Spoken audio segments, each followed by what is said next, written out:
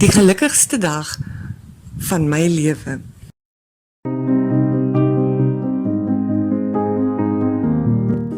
Ek en my stiefsuster Chloe het nog nooit oor die weg gekom nie. My ma het met haar pa getrou toe ek 12 was en sy was 15. Sy het my ma die skuld gegee dat haar ouers se huwelik verbrokkel het, al het hulle mekaar 'n jaar na hulle egskeiding ontmoet. My pa het my ma 'n paar maande nadat ek gebore is, verlaat omdat hy nie gevoel het hy is gereed om 'n ouer te wees nie. Chloe vryf dit graag in my gesig en sê gedurig vir my dat geen man my ooit sal lief hê nie. Sy is 3 jaar gelede met haar kerel getroud. Hulle het 'n massiewe troue gehad in 'n skilderagtige kasteel wat oor 'n meer uitkyk.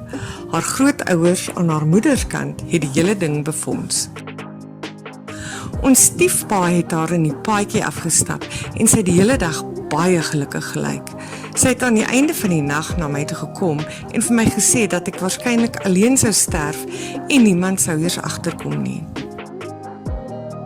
My kerel van 3 jaar het onlangs vir my gevra om te trou en ek het dadelik my stiefpa gevra om my in die paadjie af te stap en hy het gelukkig ingestem. Hy het my die volgende dag gebel en om verskoning gevra en vir my gesê dat hy dit nie meer kan doen nie, aangesien Chloe gedreig het om nooit weer met hom te praat nie. Ek het dit toe my missie gemaak om my biologiese pa te vind, sodat hy daar kon wees vir my op my groot dag. Dit het my weke geneem om hom te vind en ek was in ekstase toe ek hom eindelik kry.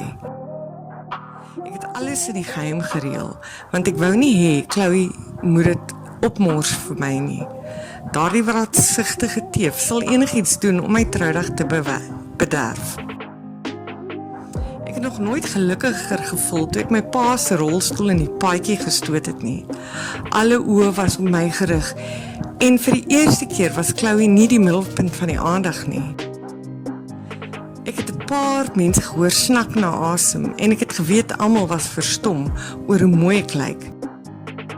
My verloofde het daar gestaan met sy mond wat oopgehang het en toe ek by die altaar kom. Ek het die rolstoel met my pa se verrottende lijk eenkant toe gestoot en was voorberei om die gelukkigste dag van my lewe te geniet.